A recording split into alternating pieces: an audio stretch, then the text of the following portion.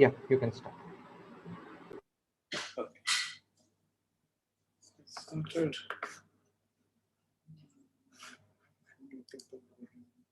Okay, so we'll continue our discussion on space complexity. We were in the midst of proving TQBF is PSPACE-complete last time. So we had basically shown TQBF is in PSPACE, and basically we showed, in fact, we showed that TQBF is in space something like n square. That's time take one. If you're actually a bit careful with this thing, you can improve it to space n. Actually, it takes only linear space, TQBF. The algorithm, the space algorithm we had given in class was sort of outlined in lecture last week, was space n square, but this can be improved. So this can be improved to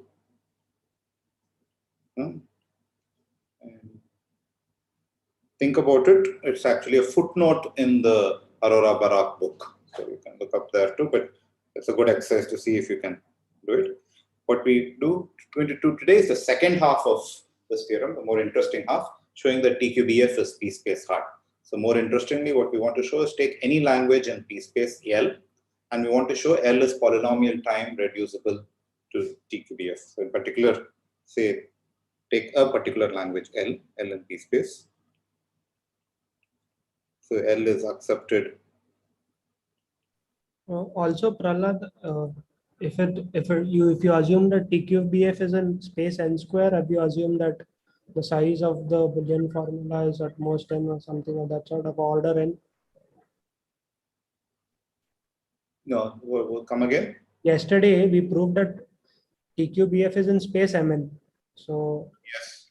So here you have assumed that m is of order n, right? If size is m, I want to say you can accept it in space m. So n here, okay, last time I used n for the number of variables, m for the space complex, m for the size.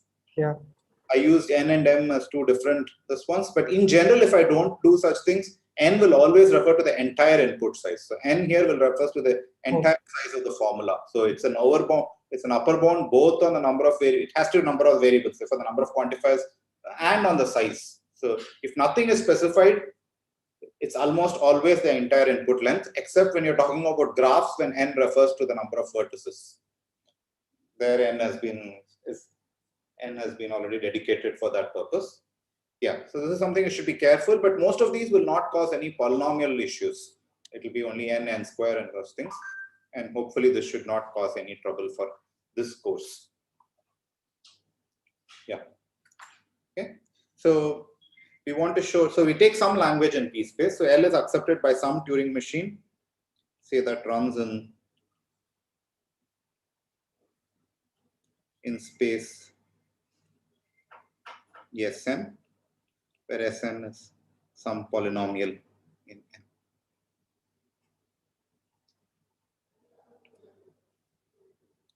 And we want to compute this particular, and we want to do it. And we already saw the notion of configuration graphs. What does it mean? So let's fix a particular. So basically, we need to map. So what do we need to do? We need to map it from an input x. We need to give a reduction to a TQBF formula. So this is this is the reduction which we need to give. So we need to map things in the language L to, this is TQBF. So the reduction should take things inside to things inside, things outside to things outside. So given an x, I need to come up with a totally quantified, with a quantified Boolean formula psi of x, such that if it's in the language, then psi of x is a true quantified Boolean formula. If it's not in the language, then psi of x is a false formula. So let's understand, what does it mean to say x is accepted by m. So for that, we had drawn this, we had already understood this. This is the configuration graph. Configuration graph of M on input T, on input X.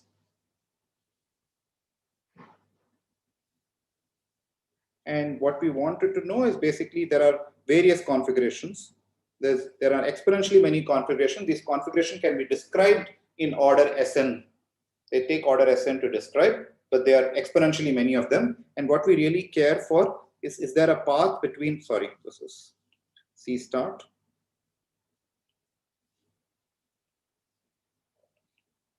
and C accept.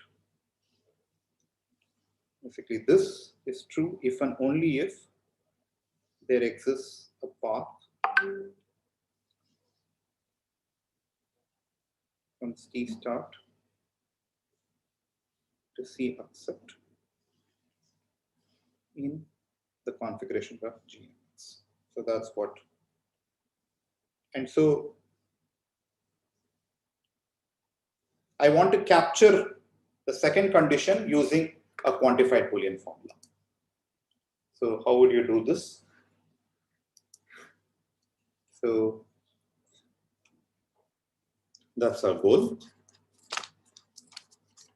So what we have some basic things about us. Let's assume you have this fact that is given two configurations. You can tell if they are adjacent configurations or not. That's something you can look at the Turing machine specification. You can tell whether they are adjacent. So suppose we already have this particular, we already have this formula. So phi m of C prime. This can be written. This is 1 if C prime is an edge in the configuration graph and 0 otherwise. Notice that phi, you can write a formula for phi cm for how large will this formula be. So it's, so this form phi m, phi m, notice is, it takes, phi m is a formula which takes some 2 times order s bits and is going to output 1, 0 or 1. And you want to write a formula for this. You can write a Boolean formula for this. It possibly takes, how much time would it take you? Possibly time order s. You need to check that the two configurations almost look the same, except on the one place where the head is. Go and check that that place the transition function has been applied correctly. So this can be done. But what we are interested in is something more. This one, we want to actually come up with what is psi m. Psi m, we want to actually come up with psi m C prime, which is 1. It's not just adjacent. We want to ask if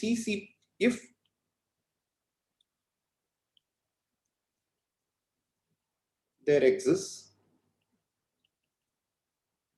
a path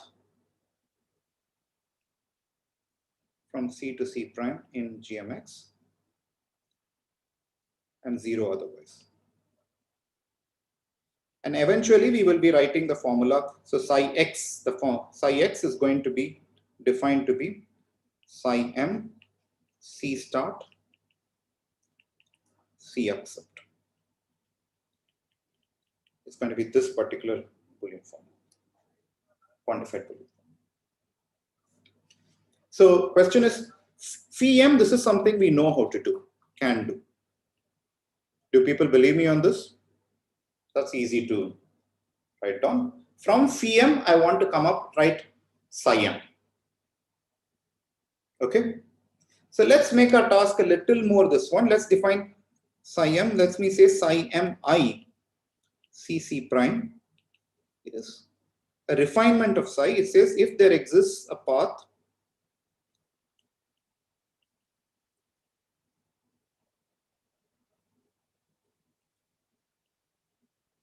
of length, there exists a path, okay, let me write it this way, of length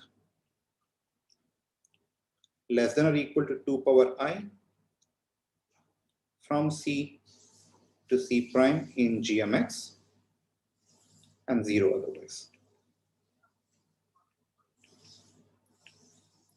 So notice that psi m C prime is basically, what will it be? Psi m what C prime? what is the number I have to put here? 2 to the 1. Huh? 1. Is that true? Yeah, I'm asking, is there a path of length? Oh, Yes. 2 to the SN, sorry. 2 to the SN will be, right? So the path is of length 2 to the Sn, therefore what will go? Sorry, SN. Something like order S will go here. So what we wanted, so all I'm saying is we wanted to come up with this formula. So we are instead going to come up with psi m, this formula, into which we are going to plug this. But psi m itself, I'm going, instead of coming out psi m, I'm going to come up with this formula, and eventually I'll set it up to be psi m as psi m order S. Okay. So now let's ask, do we know, what about psi m 0?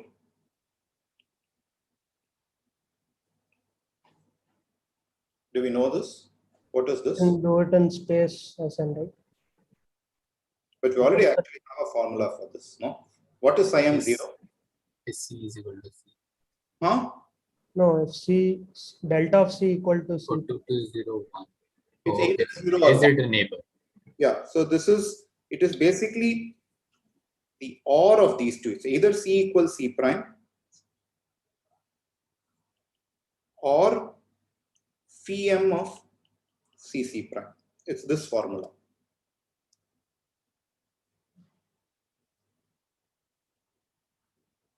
Right for this formula over here, or it could be that C should be equal to C prime itself. So for phi m 0 is this. People with me? Okay, so now let's try to find out what is phi m I CC prime. I want to write a formula for this. So I have the base case. I want to build this formula, this one. Eventually, I want to look at paths of length 2 to the S. So I have to write phi m order S. So, but let's look at this one. So I'm asking, I want to know if there's a path of length 2 to the I from C to C prime. And you can have formulas which can tell you with the path of length at most 1. So you're going to be inductively build this part. So and you can use existential and for all quantifiers. So when will there exist a path between C and C prime? Set it up. If there exists like a C double prime such that. In particular, if there's a path, this one, there has to be some intermediate point C double prime such that this path is 2 power I minus 1 and this path is 2 power I minus 1. So in particular, I want to claim this is exactly there exists a C double prime such that phi m I minus 1 C double prime and phi m I minus 1 C double prime C prime. Right? Now we could induct. We could keep inducting, opening this out. What will be the result of the final formula that I get? How long? It would be still like 2 to the SN. It is going to be, each time you're doubling the formula because you have a base formula phi m 0, which is say of size. This one took us just writing this formula down. Writing just this formula down takes order S time. And then each time you sort of go from I to I plus 1, you sort of double the formula size because you have to write it 1. So you're doubling it each time and you're going to be doubling it S times. So it becomes 2 power S times S. This is not good. It's not a polytime reduction. But it's also, we haven't used the full power of TQBF. We have used only existential quantifiers. So if you're using only existential quantifiers, you're never going to leave NP. That's eventually the formula you're going to construct is going to be a formula like SAT. And we don't expect SAT to be NP PSPACE-complete. We haven't used the other quantifier, the for all quantifier. So how would you use the for all quantifier over here? Can you see how to rewrite this formula in a shorter fashion? I want to avoid this blow up of 2. So basically the note here is if we do this in the vanilla fashion, if implemented as above,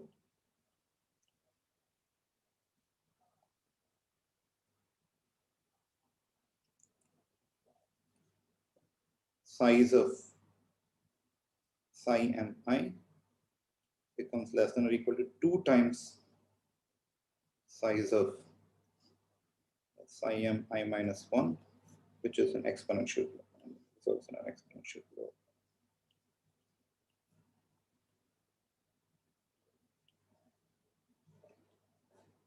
Notice that both these things, whether you're doing C, it's the same formula that is being computed. It's the same formula being computed, same steps are being computed. You're just giving different inputs to it.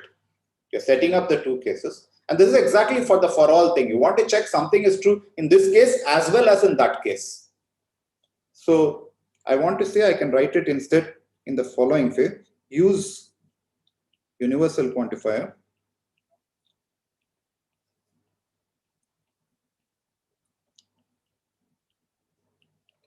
for all to avoid this doubling. Particular what, how will I write it? Psi m I c c prime. Instead of writing it this way, first I'll say pick and there exists c prime. Now it should be true in both cases. So what I'll say is for all d prime, where d prime is either c double prime or c double prime c prime, psi m I minus 1 d prime. I'm going to write it this. So basically what you're doing, using the for all quantifier, the code for psi m I minus 1 has been written only once because the same code is going to be used for both purposes. So I use the for all quantifier over here just to say I'm going to use the same code. I don't have to rewrite this formula again for these two things. I just say for both these cases, this one should happen. Now what? Now how do you? Now can you? If you now certainly you believe this statement. Do people believe this? That's the definition how I'm going to recursively define psi minus. That's exactly the corresponds to this picture we had over here. That is this long path. You break it up into a short path, path of length into two half length paths. In the formula, shouldn't it be like there exists C double prime, or what? Shouldn't it be that there exists C double prime in the formula, or C double prime. Yeah. Any questions on this? So now you can see how much. So what's the time taken? So if it takes a particular amount of time to write psi m I minus 1 d prime, how much time will it take to write psi m I? So I want to take the time. So suppose I can write time for psi m I. How much time does it take over time? Psi m I minus 1. What's the recurrence we have? plus order some constant? Is it a constant? You have to write all this extra stuff. How long is this extra stuff? Yes. So it's a plus order s. Some constant. You have to write one yes, you have to write a yes, you have to guess yes bits here, you have to write this yes, another yes, you have to write these things. So it's some 8 or 9 times yes. But that's it. The time taken to psi mi is just the time taken to write psi m I minus 1 plus an extra order s. But now you immediately then if you solving, we'll get the time psi mi is order is. And what we actually care is when I is order s. That's the final goal. So time for size m order s is order s square. So in other words, we have an s square time reduction that maps the given input x into a. So thus we have an order s square time reduction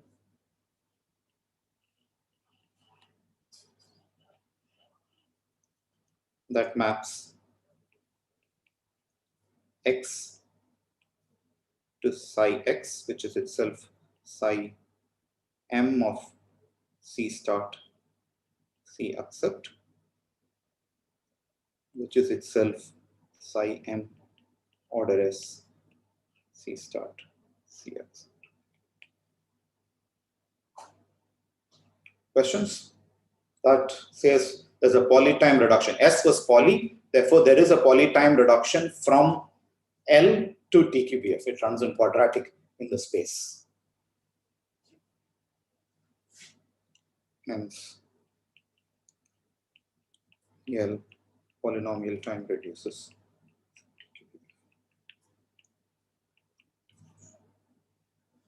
Questions?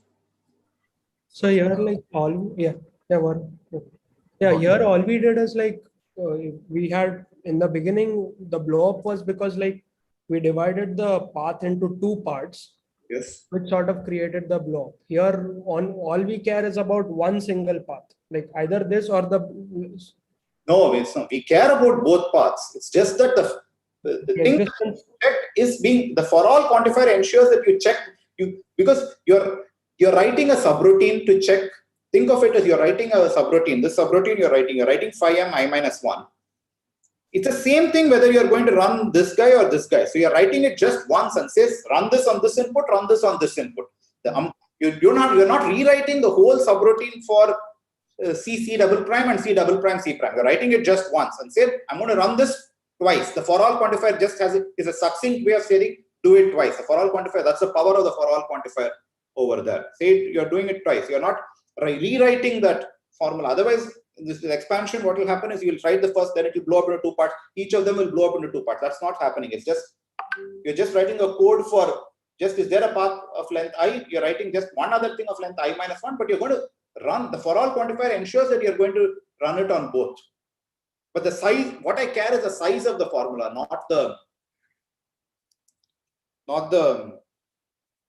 how many times, even in an NP, you don't, in NP you only care how long is the computation path. You don't care if you're simulating every single path. That's an exponential time. So to actually check if the formula is true or not, in time you have to go through all the paths and do it. I'm not doing that. I'm just asking what's the size of the quantified Boolean formula that we are outputting.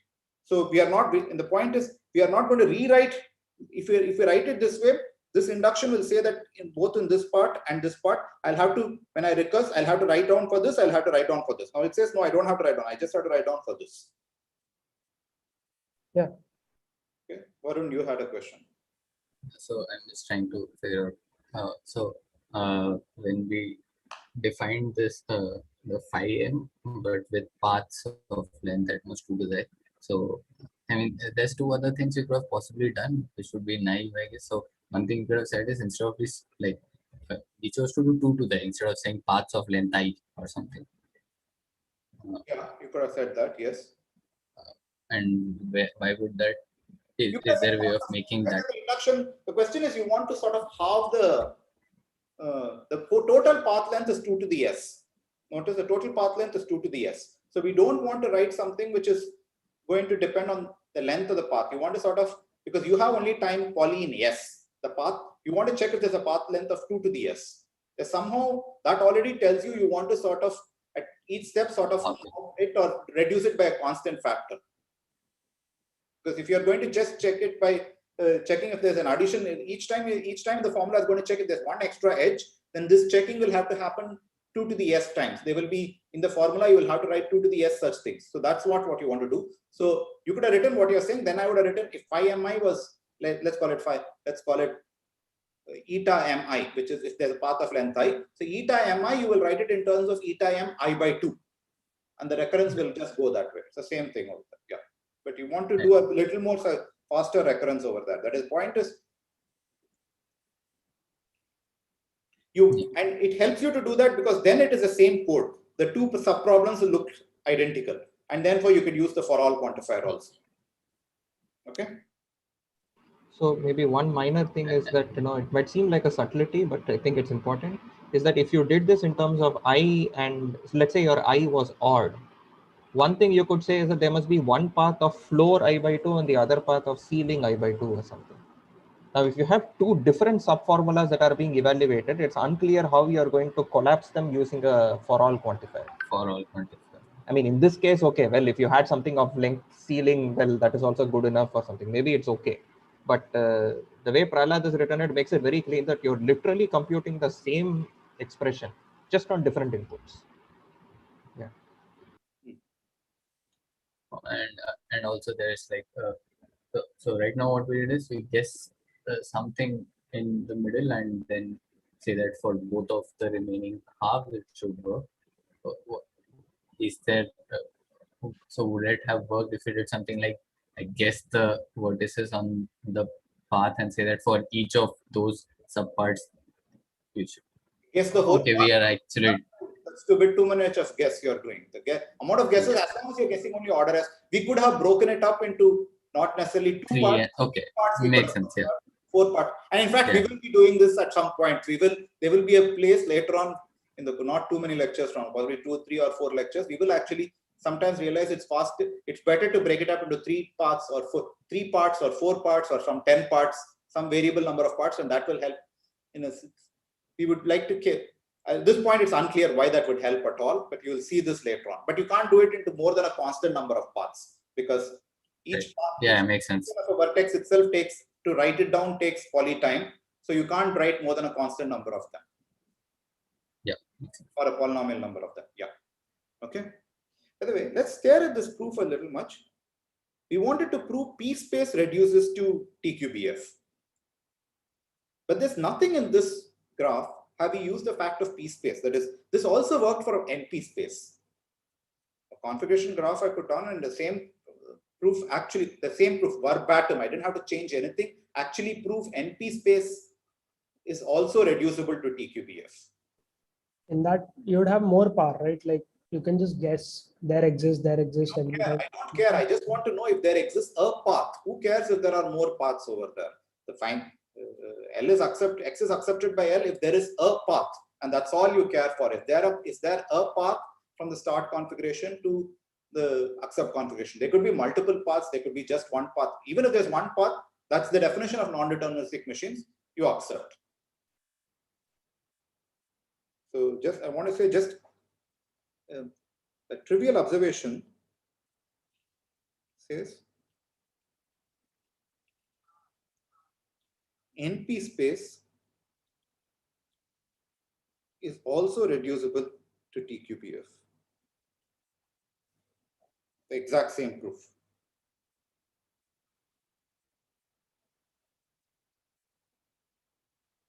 But this should immediately ring a bell. Something is odd over here. What happens if this is the case? And you know TQBF is in PSPACE. So what does that mean? NP-space reduces to PSPACE. NP-space is equal to PSPACE. So with respect to space, non-determinism doesn't give you more than a polynomial advantage. So a corollary of this is immediately that NP-space equals to PSPACE.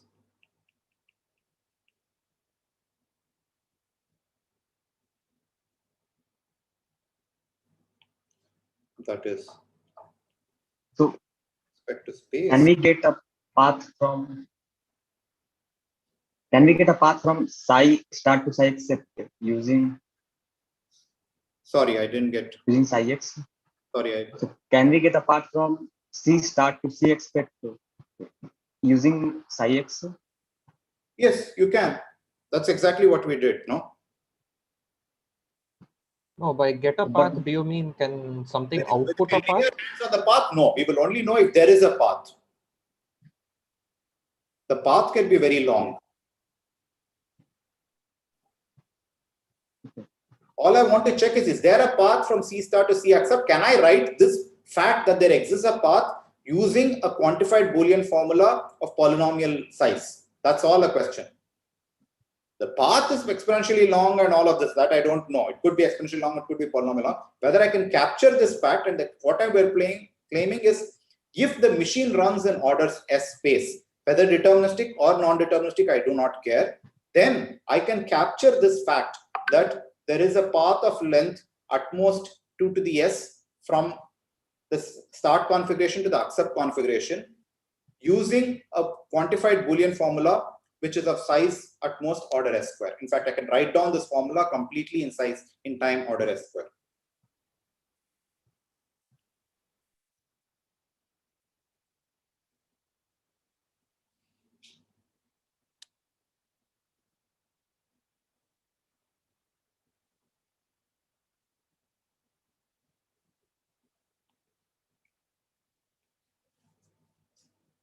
Okay.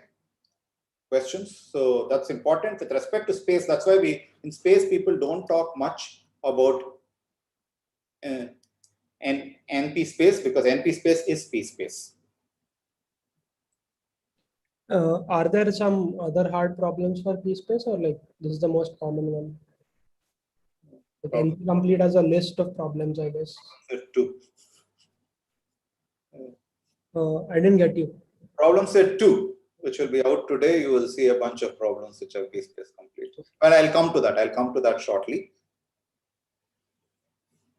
We'll spend a short discussion on what are PSPACE-complete. So I'll go back to the quote which I had. I do not know if you anyone saw the quote that I had at the beginning of the class. Games are somehow harder than puzzles. So we'll come to this quote. I will come to what I mean by that quote. But before that, I want to say, so more than polynomial advantage, the question is how much more polynomial advantage? So what is the, so I want to make this a little more precise. So what is the polynomial advantage?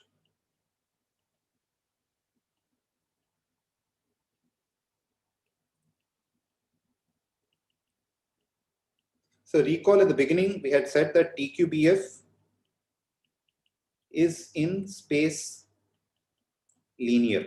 We didn't prove this. I just mentioned it, that we can improve what we had done. Last time in class, we had said space n square, but we could do it in space n square. And today we saw that anything in n space, what did we see? We've proved the following. If L is in n space Sn, then L reduces to TQBF in time order s square n. Okay. So, sorry, the n space Sn. So putting the two together, one can, so I'm going to give an argument now. You must tell me what is wrong with this argument. I want to say putting the two together,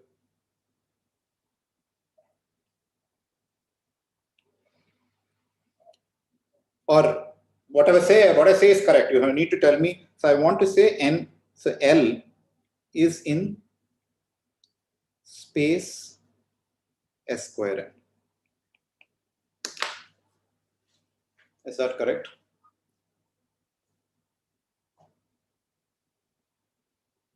Yes.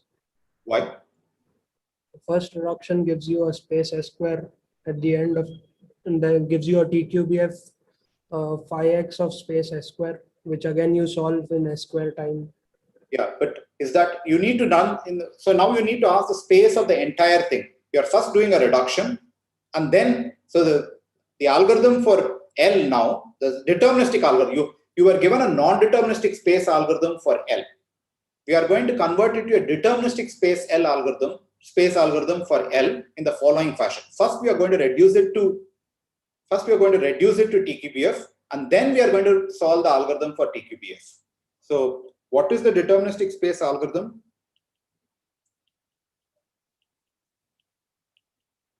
For TQBF, for L. First, reduce to TQBF, then solve TQBF. We need to show this whole algorithm runs in space s square n. All that we know is this part runs in space s square n. What about that part? That's also you have to take the Time you could do it in space Sn. time n you could do in space n, like. No. How this reduction? How much time does it take? The first one takes time s square, right? Yeah. So that you can simulate it on some machine of time of space s square. Yeah. So it can be done in that. So the total space is the sum of these two spaces. Okay. But by the way, in the problem set, you will actually see have this one that this reduction actually does not require space s square n. It actually can be done much more efficiently with respect to space. It can be done actually in log space. That's one of the problems. But that won't change this because there's still an s square n for TQBF. It just says that this part can be improved.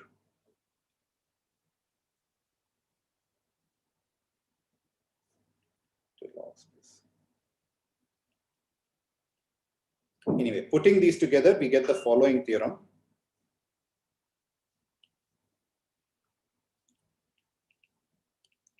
N space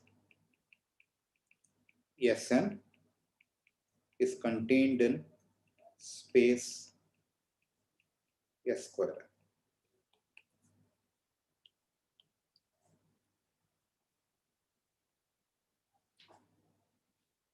I must be a little careful. I write this for space constructible, yes.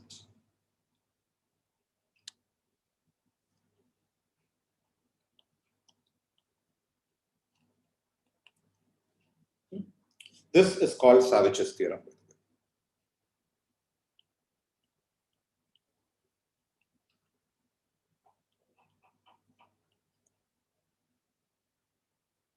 So non-deterministic space does not give you more than a quadratic advantage over deterministic space. This is very different from NP versus P. NP versus P, we believe the NP gives you, NP can solve far more than what you can solve in any, it can't give any polynomial advantage. This says non-deterministic space at most gives you a quadratic advantage. By the way, it's open if this is quadratic is tight, or can you improve this? Whether you can actually make the n space in space say s to the 1.99n. That's one we don't know how to rule this out. Okay. By the way, so the book actually has. So right now we just use the reduction to TQBF to give a proof of Savitch's theorem. You could actually write a more explicit algorithm. Give me an algorithm for this. You could, instead of going via TQBF, you can directly write it.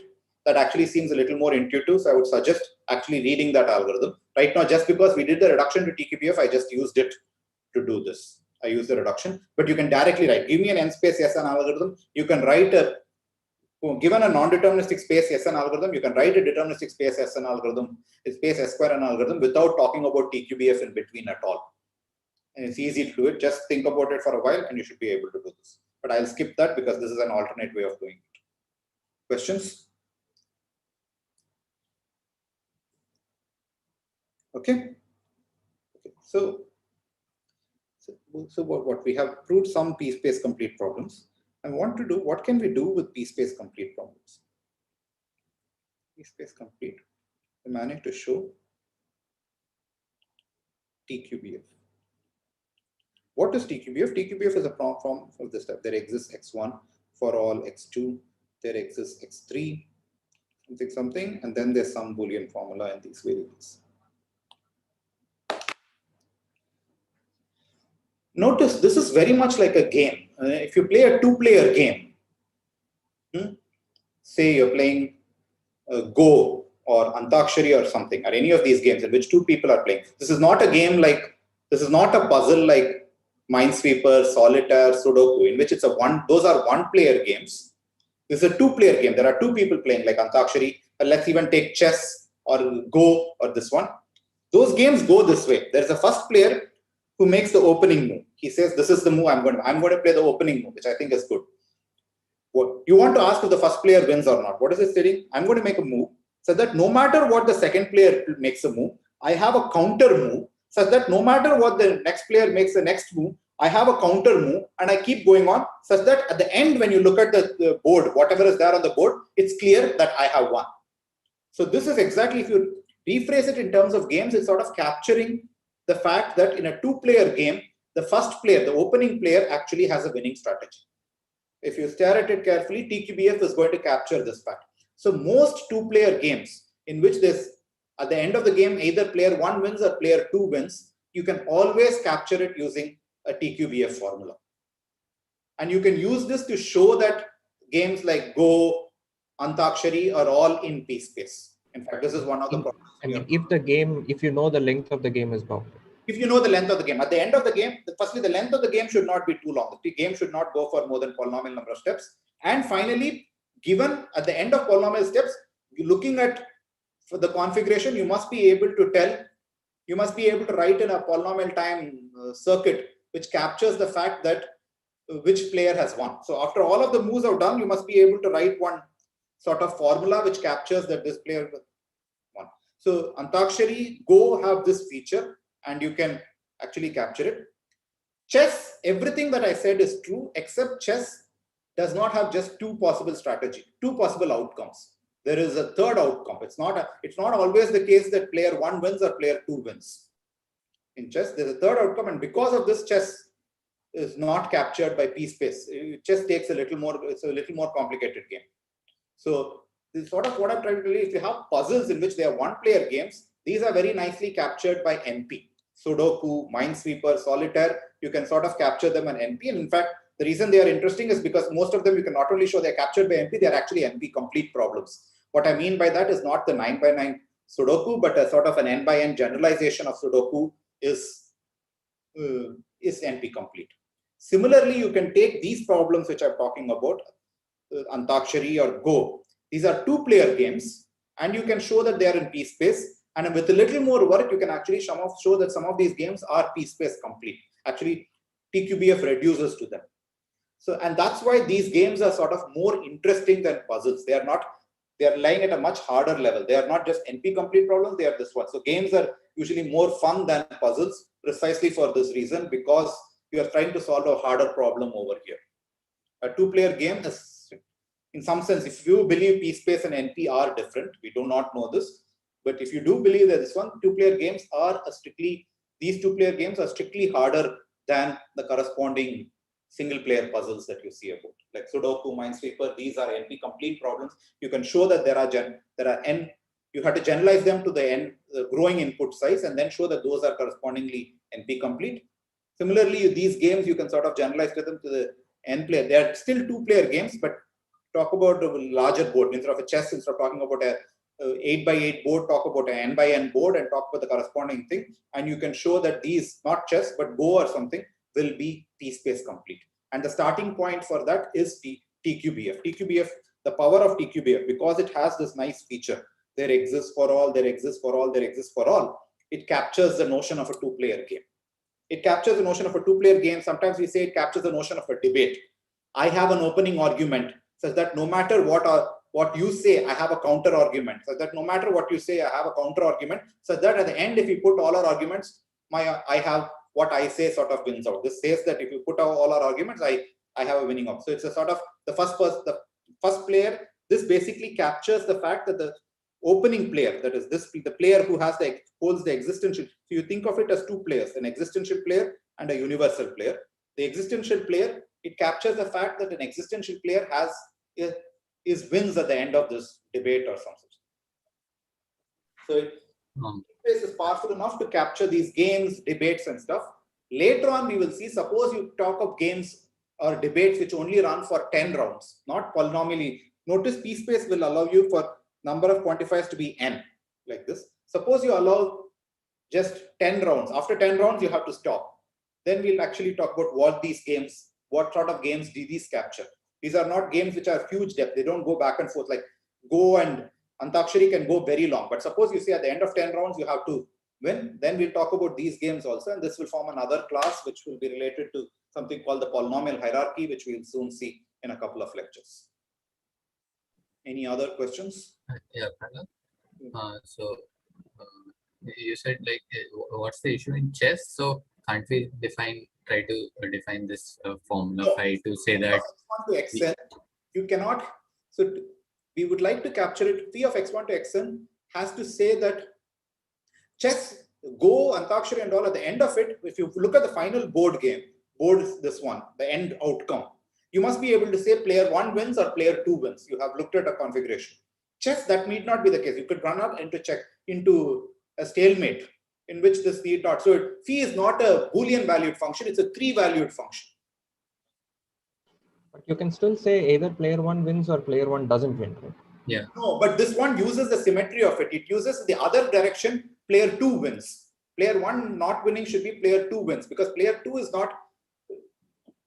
You use the fact that the negation of this guy happens to be that why the reduction fails for chess is you want the negation of, after you drop off the first quantifier, the negation of this should be the fact that should be a smaller problem in which player 2 wins.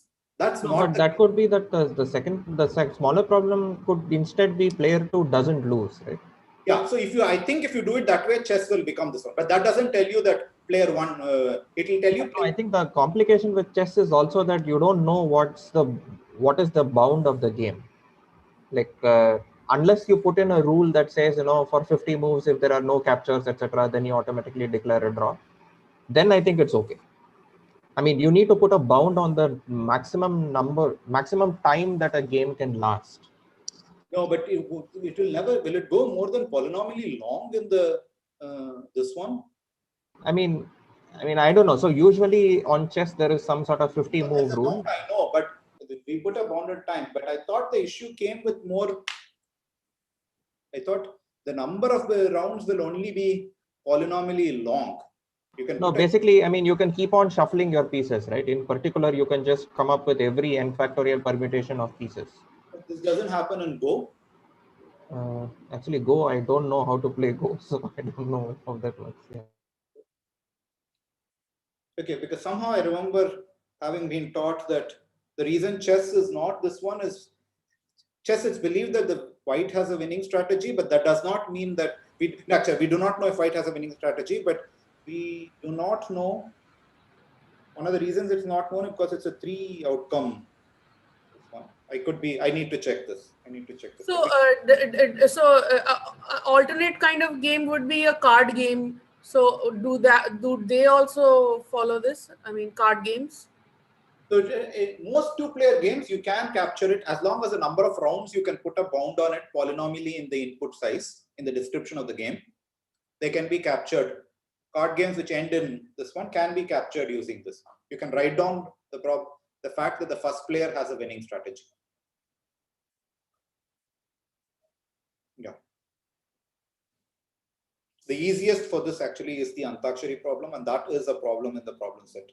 So even if you're not turning in crediting this course, I would recommend you actually to look at the problem set to show how Antakshari can be captured. So, but the Antakshari problem and some of the card games, they are multiplayer games, right? So no, I'm viewing it as a 2-player game. I'm viewing it as right now a 2-player game only. There are only 2.5. I do not know the multiplayer version who has this one. Antakshari game is I say a song and you have to, no matter, so basically the question is no matter which song I start with, you have, I start off with a particular song such that no matter which song you do it, I have a counter song to do it and so on, so that at the end of which you run out of options. So that's the thing over here. It's a 2-player game talking. You can talk about, I don't know, so if you're going to increase the number of quantifiers, I think that will also, as long as the number of players is constant, it will still be in PSPACE. I don't see why.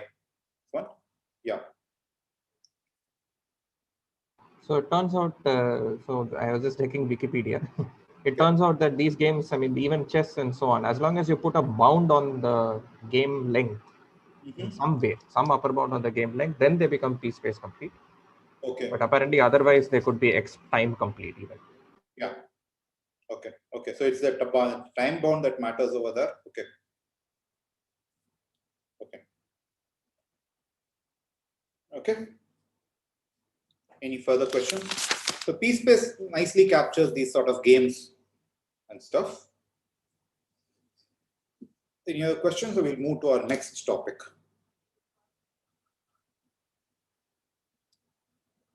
We want to now, so recall the class, we were talking about non-space classes. We talked about high space classes like PSPACE and PSPACE. Now we want to go to talking about NL. much lower space, log space. We want to come down to log space, both deterministic. So we have defined L to be space log n and NL to be non-deterministic space log n. Okay. And just like this one, I want to get a good handle. Now notice that we can't use Savitch's theorem to say NL equals L. Savitch's theorem said NP space equals P space because it's a quadratic block. But I can't say NL equals L because NL will be contained in L square, log square. And log square is not log. Here I care whether it's logarithmic or super logarithmic. So NL is not, so Savitch's theorem does not answer NL versus L. NL is still, Savitch's theorem doesn't say NL collapses to L. Savitch's theorem only says NL is in L square. So these two still could be different classes. So that's why we're going to study NL and L. And we never study NP space because there the classes collapse, because there you don't care of polynomial distinctions. As long as the distinction is any polynomial, you fudge this difference. Here we care about it. Log space and log square space are two different things. So we care about log space. So NL, Savitch's theorem does not tell you NL and L collapses. So now I want to look at, to study NL, we want to come up with a natural complete problem for NL. Okay. So what is a, so once again, NL, the configuration graph is going to be this one. So I'm going to have C start, C accept. If I'm working with log space, how large is this graph? And like order and It's log n is the description of each vertex. Therefore, how many vertices can be there in this configuration graph? 2 to the log n, so n.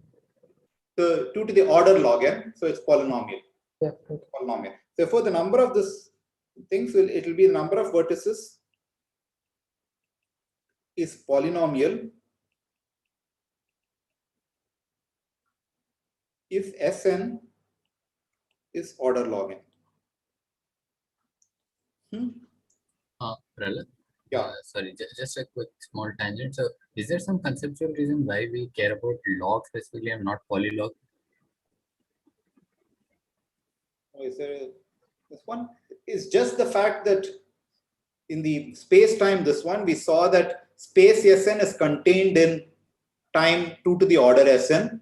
So L and NL will be contained in P. If you have log square n space, that could be a problem. So problems for, notice that L and, so the picture which we had is L, NL, and what is the time simulation? It's certainly contained in P. Now, if I had worked with log square space, this is possibly an algorithm that possibly doesn't run in poly space at poly time at all. And that's the one reason why we don't consider algorithms which run in log square space. So because you want to always run efficiently. You're talking about L, NL. In addition to time, I want to look at the other restriction. Now, if you just consider L square space, that might not run in poly time. This is one reason why we don't. You could consider it if you just care about space and you don't care about time at all. But because we'll be talking about space and time together in most of these things, this is one reason why this is a complexity class which is contained in P. Otherwise, I don't know its relation to P also. Okay.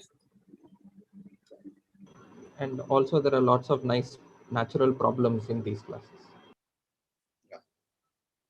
Yeah, a complexity class, as I said in the beginning, is it's not the definition that makes it interesting. It's the fact that there are complete problems. There are problems that sort of show why this class is interesting. It's the other way around. Because those problems are there, the class is there. It's never the other way around. You collect a bunch of interesting problems and you call it a class. Okay. So you're given a polynomial sized graph and you're asking if there's a path between two vertices.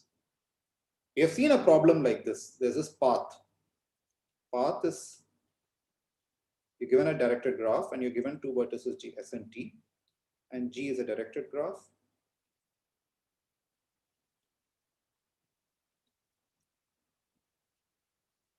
There's a path.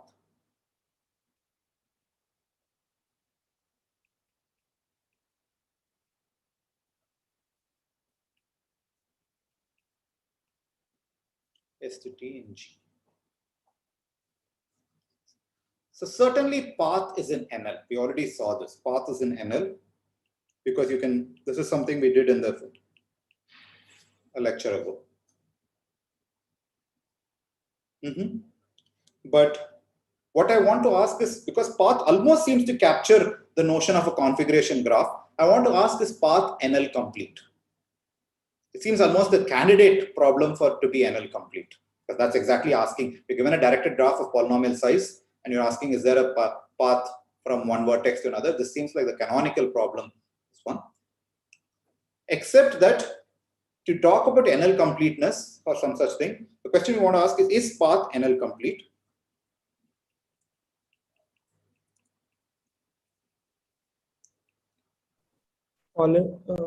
Yeah. Polynomial time reductions here. So the question is, now you have to ask, if you want to define something to be complete, I have to first talk about what is NL hard, and I have to talk under what reductions. Now the question is, can I allow it to be polytime reductions? Certainly it is hard and polytime. Certainly path is NL complete under polytime reductions, because given this configuration graph, I can write down the configuration graph and convert it to given a path problem. So certainly, certainly this is true.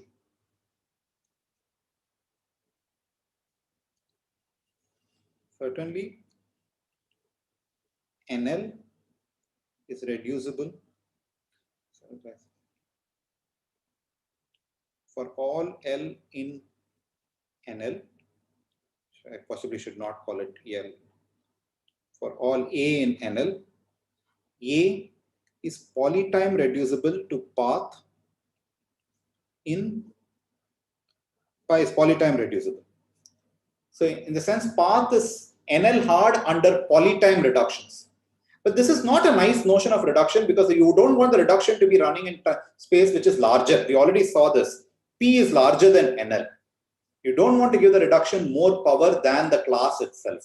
So we'll have to rechange our notion of reductions if you want to talk about NL hard. This is not a very good not a very refined statement, since the reduction is more complicated than the classes we are considering.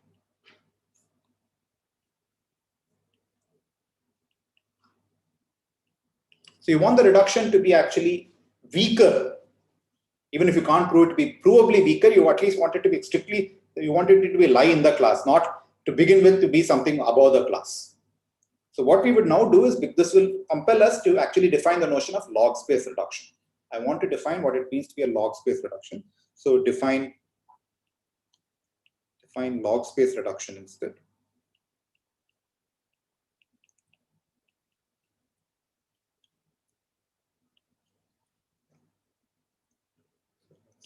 Get to that.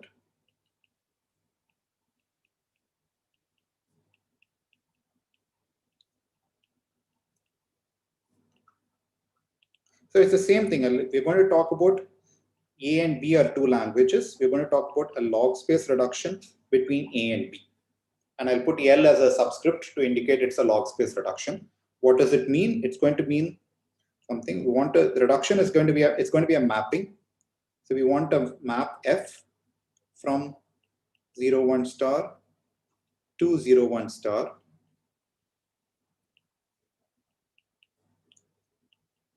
That maps things inside to things inside, things outside to things outside. That's what any reduction does. But furthermore, we want this reduction. So basically, X should be in A if and only if f of X is in B. That's the first property I want. The second property I want is, I want this reduction to be computable in log space. So let's say what that means. F is computable in log space. Let's elaborate on this. This is what I want of the thing. So previously, the reduction, it was only the second star that was different. The polytime reductions was Same thing, x belongs to A is f of x belongs, if and only if f of x belongs to B, but we said f is computable in poly time. But now I want to say, what does it mean? So what does it mean to say it's f is computable in log space?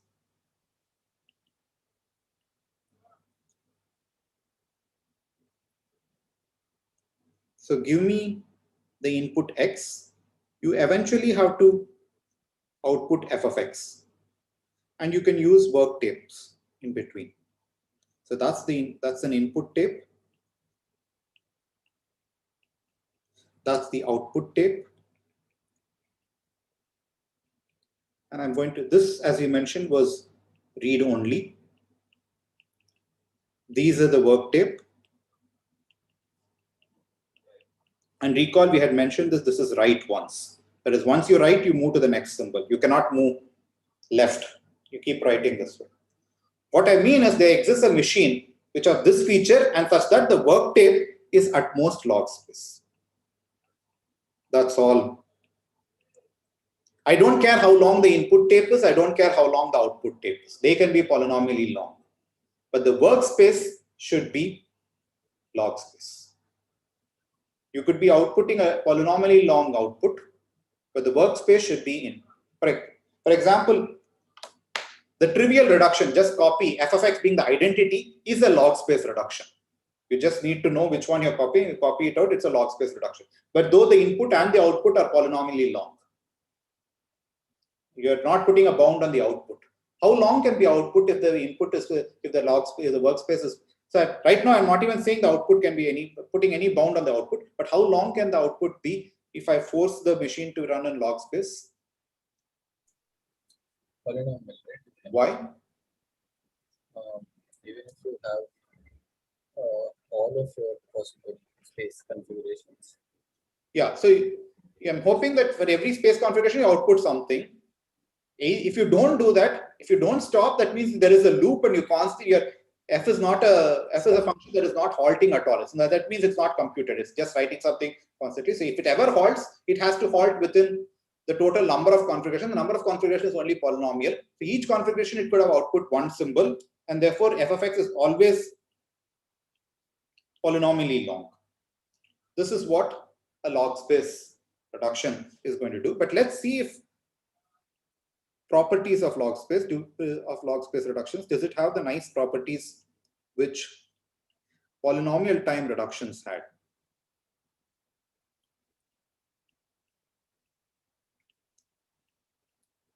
So one, what did you want of polynomial time reductions? We wanted the fact that suppose A is log space reducible to B. Can you give a non-trivial f such that it is log space computable? We saw this once already. From the adjacency matrix converted to the adjacency list. Yeah. So that's polynomial. This is polynomial, but the workspace is only logarithmic. In fact, that's the reason why I gave that example. It's an example of a log space reduction.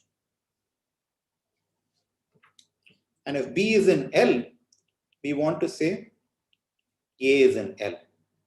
For P, we had this. If A is polynomial time reducible to B and B is in P, then A is in L. This is a property we had of this one. We also had transitivity. But here in between. One second. I haven't proved this. I want to ask. This is true. B is in C. Then, but right now I'm going to put it as question marks. Are these things true? So this is something we would want of reductions.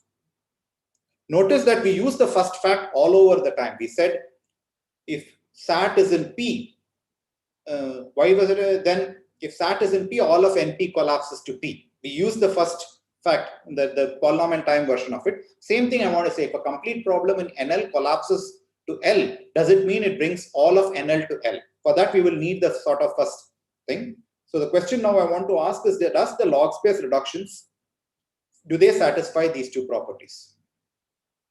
So let's look at the first one. If A is log space reducible to B and B is in log space, then is A in log space? I don't know what the length of the reduction gives me. So yeah, it will work, right? Because so first reduction is log space, then your the new input can be at most polynomial, but log of polynomial is still order log. So let's see. So, part one, let's see the proof of this. I want to suppose.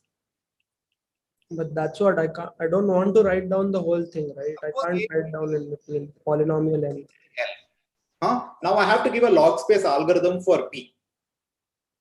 Sorry, a log space algorithm for A. We have a log space algorithm. So suppose I have a function f here and I have a machine m here that does this. Using these, I want to come up with a machine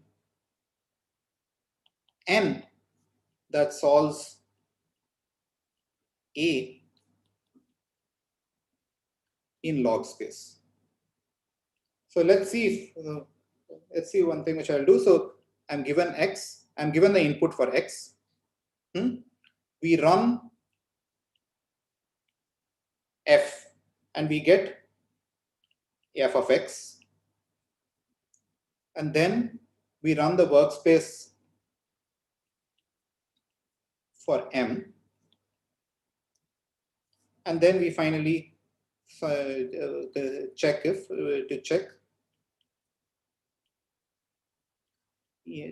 f of x is in B.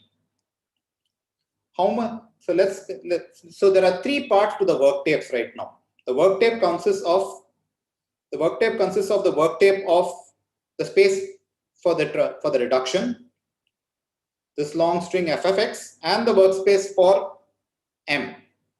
Workspace for f, how long is it? It's log. That's already we know. It's log in the input. What is the workspace for this? It's log space in its input, which is log of a polynomial string, which is log. So these two are fine. So these two things are actually log space.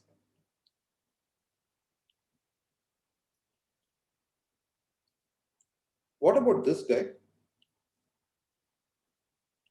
That's also it's an intermediate step we have to write down. You're reducing, you have to write down the f of x. That's not log space, it's polynomially long.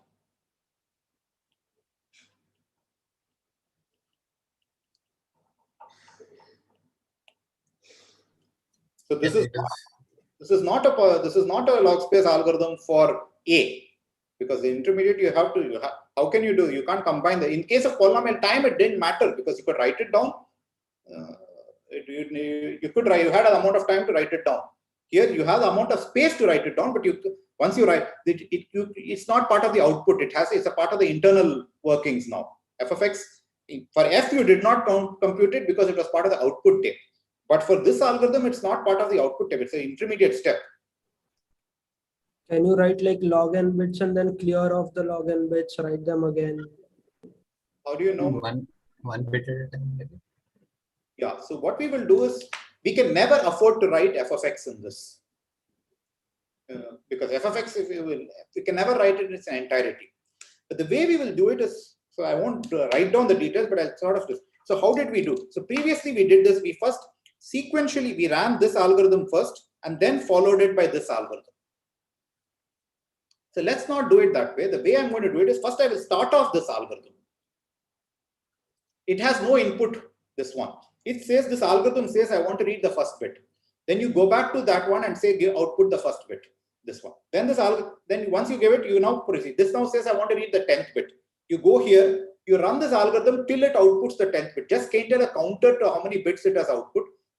At the 10th bit, then you hand over control. So basically what you want to do is run this algorithm M.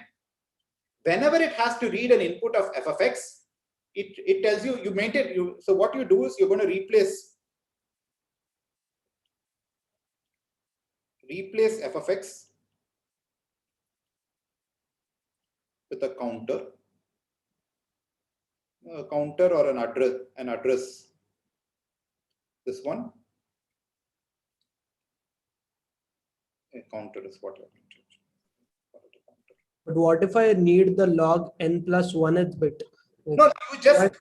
I don't write the previous bits, right? In that case, You don't write the output tape. You just keep on doing. So you just keep the counter to run. So let me finish. You replace this with a counter. Instead of f of x, you write a counter. So you start off running the machine M. The machine M at any point of time, say it wants to read the 10th bit or the 12th bit of the input, or possibly the nth bit of the input. Now you write down what that bit, you can write down which bit it wants to read. That is a number in which you can write down in log n. Now, once you write that down on the counter, go up to the other machine and run the other machine till it outputs log n output bits. You never write them down because you don't care for it. You only need the whichever thing is in that. You just discard them as it keeps writing. You never write them down. Moment it writes this I. So suppose you write I in the I. You want to read the ith bit. You go and run the input to the first machine till it outputs the ith bit, but discard all the previous bits. Moment it writes the ith bit, you now hand over control back to the second machine. The second machine will take control and now it will proceed. Then it will say, now I want to read the jth bit. Go back, now put j there and restart the first machine till it. So the first machine will keep on, you'll be going back and forth so many times. The first bit will possibly be computed a zillion times in this process. I do not care. The total space now is still this. So you have eliminated this guy. This guy has been eliminated, replaced by a counter. So now the total space is just used is log space plus log of the size of f of x, which is for log. So totally it's logarithmic.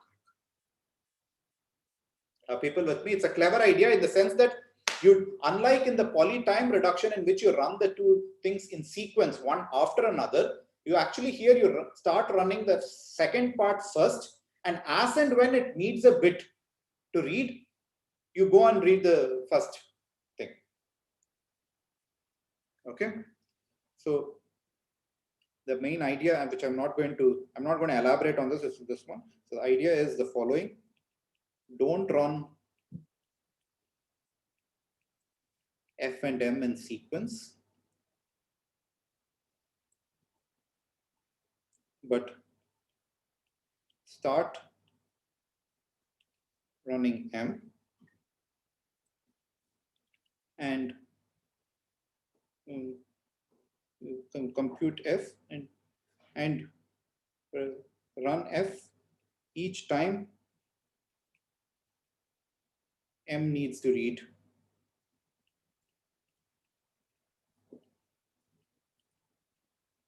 an input bit.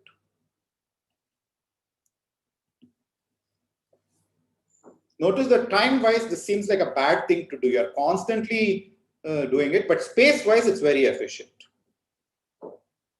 This just a comment. This reminds me of this AMS algorithm that we just saw. Like this, it's space-wise very efficient, but it accesses all the counters too many times. So. But time-wise, is it bad? Time-wise, you might think it's this one. How much time is it totally taking eventually? Is it more than polynomial? We need to output every fx, so that is only polynomially long, right? So but each fx is like polynomial long. Bit of f of x might be accessed multiple times. Notice it. It could be a particular input bit could be accessed of f of x. M could read an input bit several times over. No, but I mean, in general, we said that the logspace machine. The logspace machine, it's eventually a logspace machine. So it is going to be polytime no matter what. So you might say I'm doing it several times over, but so what? It is still polytime because the machine is logspace. So this theorem is actually true, but the proof is not the same proof which we gave for in the polynomial time reduction. The proof is a different proof, but the theorem is true. The statement is true. Just a minor thing. So if the reduction took time t1 and the machine that ran whatever, the machine M took time t2, now the algorithm for A actually takes time t1 times t2. Because, I mean, machine M might potentially access bits of f of x t2 times. And for every such time, you're going to run that reduction. So that takes time. So unlike typically for reductions, it's a sum of the running times, but here it's a product. Okay, so that's the proof of one. And proof of two should be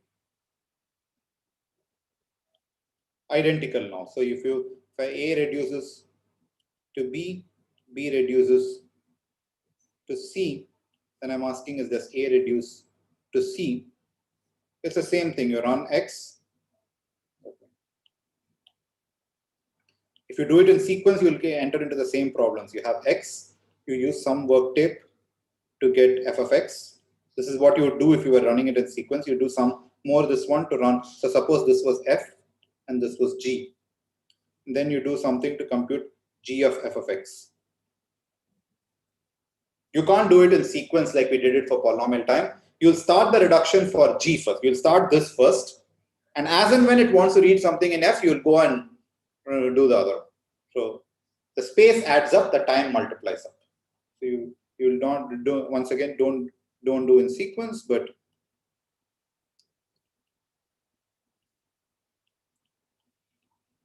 run f as and when needed.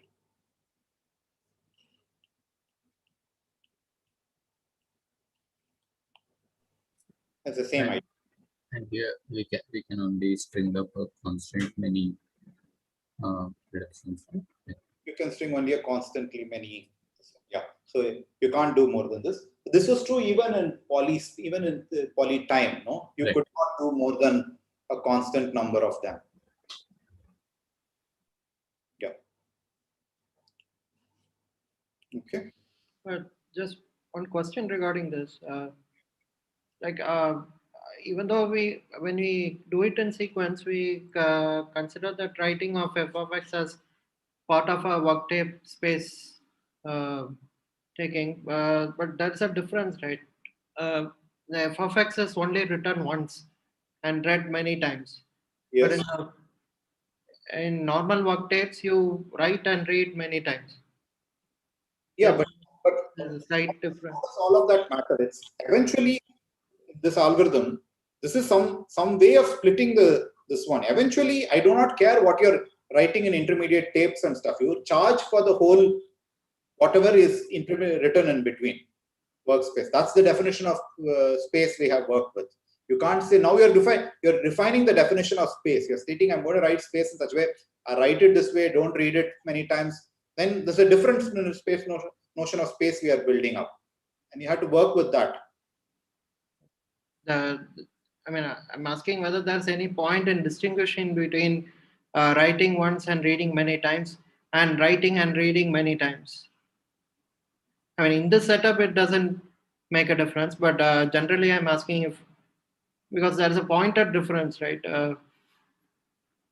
In normal work tapes and in normal algorithms, so you may write the same thing, you may erase it many times, overwrite it, and so on. Yes. So in particular, any tape in which you're going to only write and Write only once, but you can read it many times. Read it many times. You can replace it. You can do whatever we have done now. You can write only on demand. You don't write it in. So that work tape can be completely replaced by a counter. You just write it on demand. When you want to, you never write. You can replace it by just writing on demand and not writing the whole thing out there. And that's exactly what's been done over here. So I think all of those can be done. If you have a tape in which it's only write once but read several times, you can change it to a tape which has a counter and you just write on demand. So this like fx isn't a write once, like ideally the tape containing fx here, it isn't a write once, right? Which one? The No, one in which you use the fact in the definition of log space reduction, fx was written on a write once tape. That is, it always went left. You use that fact crucially over here. But then, while coming up with the combined algorithm, you didn't fx, you replaced it with a counter which was writing on demand. But you use the fact that this fx, it was write once. It did not go back and overwrite something that was written there. So once you know something has been written, you know that is what's the final thing that's been written. You know that it's never going to change. So if I write the 10th bit, then on writing the 11th bit, if I am writing it again on the right side, then maybe I'm doing more space, right? What do you mean you're writing it again on the right? So suppose the algorithm B requires, say it is asking for the 10th bit. It gives you the 10th bit, it runs B on it. Then the next time it is asking for an 11th bit. Yeah. In that case, you will restart the algorithm for the bit. Restart, but at some point you need to write the. You will never write these down. You just keep a counter. Each time you're going to write something, you increment the counter. Once the counter hits the 11, you know that's the thing I'm going to write. So instead of writing down from now onwards, so suppose I want you start this algorithm. You start this guy. This guy wants to read the 10th bit. So now you write down 10. You keep a counter here. You keep 10, and then keep two counters. You write down 10 here. You write down another counter. You initialize it to 0, and then you start this guy. Each time this guy attempts to write something, you don't write it. You just increment the counter.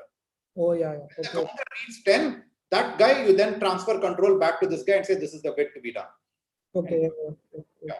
Or maybe think of it this way. So suppose along with F, instead of just giving the input X, you are also given an index I, which is logarithmically bits long. And the job of this guy is supposed to output the ith bit of f of x. That's it. Okay. Now that is also in log space. All that you are doing is you are, instead of using f, you are instead using this function. Yeah. Okay. Okay. Now that we have this, I want to now say, now let's return to the, so now to the NL completeness. I want to say A is NL hard if for all B in NL, B log space reduces to A. A is NL complete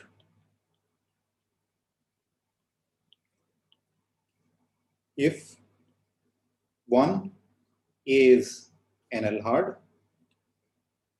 and furthermore A is in NL. So the whole point of this defining log space reduction was to define the notion of NL completeness and NL hardness. Now we have a candidate definition. Now let's go back to our question. So we asked, so path. We already saw path was in NL. Now is path NL hard? What does it mean to say path is NL hard? I had to reduce. Question we want to ask is path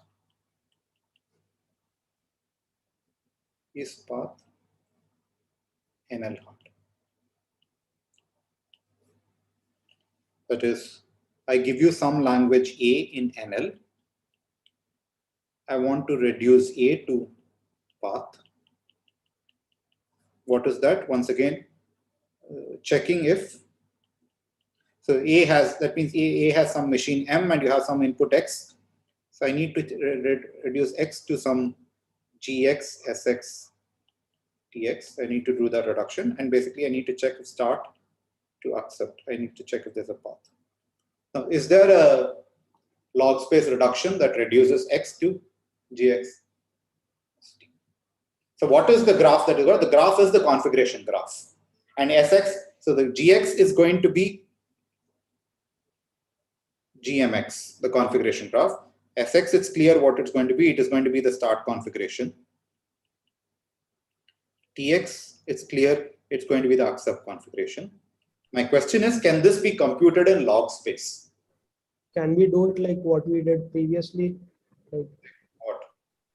In the, like, right now we're just talking about going from X to G, this 3 tuple, right?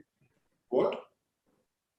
Right now we're just talking about how to go from X to the 3 tuple GX, SX, TX. And yeah.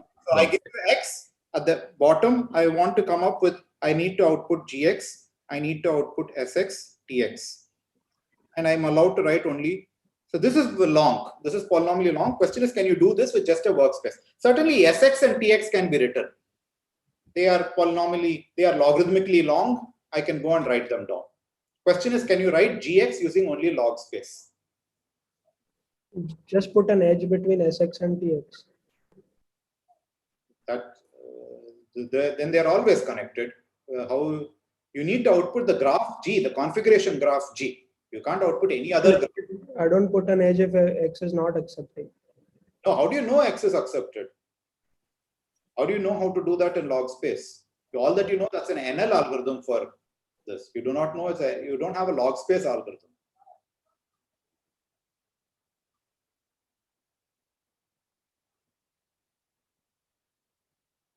What does it mean to write the graph G? You have to write down the names of all the vertices, and you have to write for every pair of vertices if there's an edge or not. This is what it means to write a graph.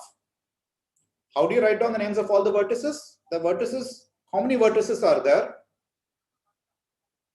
Polynomial in N. Polynomially many. Have a counter and say, just run the counter and say this is vertex 1, this is vertex 2, this is vertex 3. Write down the description. You can possibly write down vertex 1 is this configuration, vertex 2 is this configuration. Just run, have a counter which will output all the configurations. Say this is the list of vertices that I have. Now, for every pair of vertices, go and check if there are adjacent configurations. Or yeah, there's a transition function. Go and look at the transition. All of this can be done in log space. So what we will do is we will first output the set of vertices. Then output for every pair of vertices. Check for every pair of vertices if there's an edge between them. That can be done. You have to maintain one counter for running for every pair, another counter for every pair, and now you have those two configurations written. Just stare at the input and check if these two configurations are adjacent configurations. If it's so, that is output. So you can do this. You just, that's all is to be done. Output for every pair of vertices. The pair if they are adjacent configuration.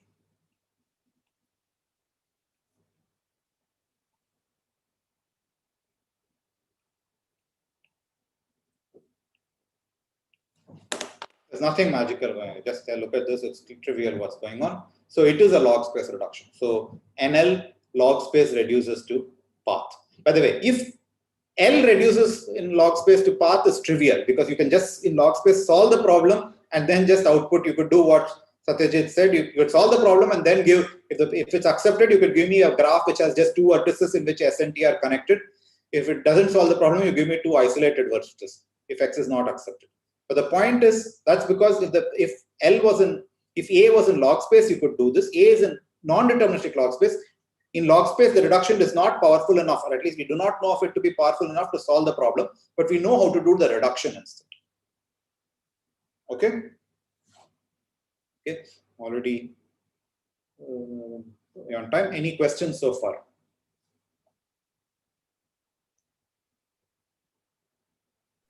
So I'll just take 2 minutes. I'll just say the picture of the world we are in right now with respect to the complexity classes. And the very next lecture, the very next result we'll see. So what do we have? What's the smallest complexity class we have seen so far? NL, L. L. So this L. And what is one above this? NL. NL. What's one above this? P. But usually whenever you have non-deterministic something, there's co-non-deterministic something also. So there is coNL sitting there. For example, path complement. The fact that there is no path between S and T, it's done by a coNL algorithm. Path is NL, and then there's P as we know. And then there's MP.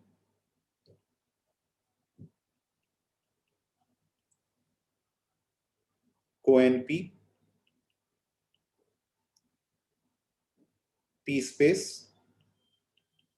Last time we had put NP space and this one, and those all NP space equal to P space. Therefore, coNP space is also same as P space. And then there's expand above. So this is the picture of the world we have right now. What we will see next time is a very surprising result. I'll show that actually coNL equals NL. So the coNL and NL actually non-determinism, co-non-determinism and non-determinism with respect to space actually are equivalent. They will just collapse to each other. We'll see this next time. That will be the focus for. Just one thing, you said that games are sort of, you connected games to puzzles, I guess, at some point. We only talked about games, but I don't know whether we talked about puzzles at any point. No, I said puzzles. When I said puzzles, I was referring to things like Minesweeper or Sudoku or something, which are sort of one-player games. And I refer to puzzles, they're one-player game. And these typically you can show them to be NP complete. There are problems in NP. Games are like two-player games like chess, Go, Antakshari, Hex. These are typically you can show them to be PSPACE, and if the game is polynomially bounded, okay, if the number of rounds is polynomially bounded, you can show them to be PSPACE, and if the game is complicated enough, most of them you can not only show that they're PSPACE, but they're also PSPACE-complete. Yeah. Any other questions? Can you tell the solution for the 2B of problem set?